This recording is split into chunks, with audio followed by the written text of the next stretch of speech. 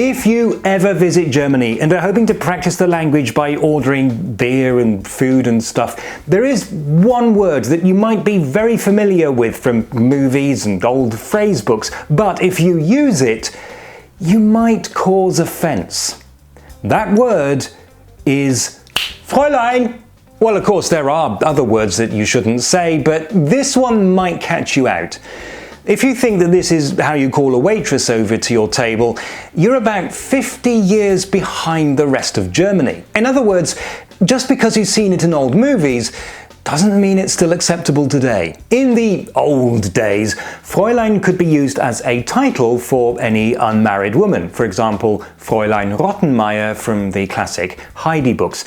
Or it could be used on its own to address a young woman whose name you don't know. In 1972, the Ministry of the Interior ruled that federal government agencies should no longer use the title Fräulein for an adult woman, and instead should always use Frau, regardless of the woman's marital status. Now, of course, this wasn't a law banning the word Fräulein, it was just an internal guideline, but it reflected a change in attitudes and made it kind of official.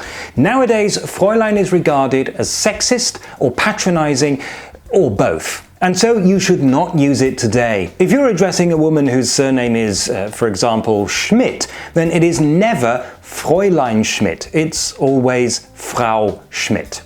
After all, there wasn't an equivalent for unmarried men who were always Herr Schmidt, so why make that distinction for women? And if you are in a restaurant and you want to attract the attention of a female server, or for that matter, any server, here's how you do it. Or, if you can't catch their eye, at most a polite Entschuldigung should do the trick. But now hold on, this video isn't over yet.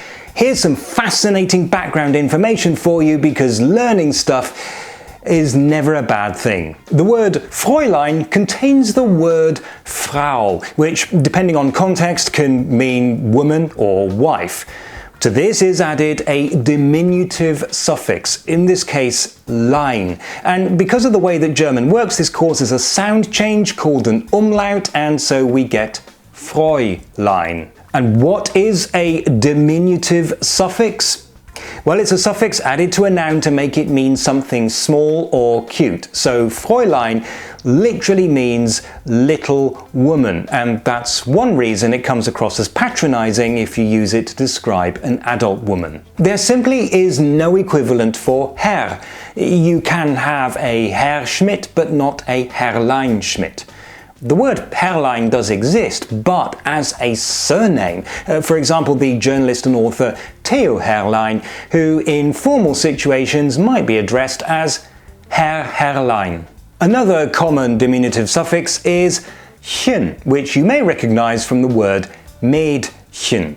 And yes, the words Frauchen and Herrchen do exist, but they mean something completely different. These are the owners of pets. So to my cats, I am their Herrchen and my wife is their Frauchen. And you'll notice that Frauchen does not have an umlaut, because German is sometimes stupid. And these words are not to be confused with Weibchen and Männchen. And yes, now Männchen has an umlaut because of reasons.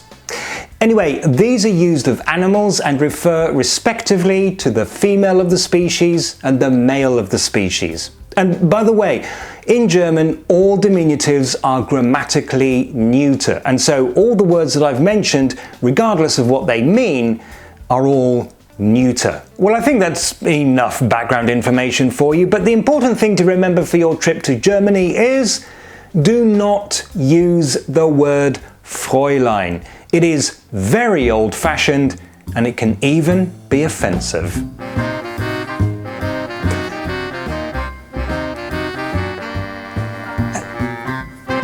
Entschuldigung. Hallo? Hallo?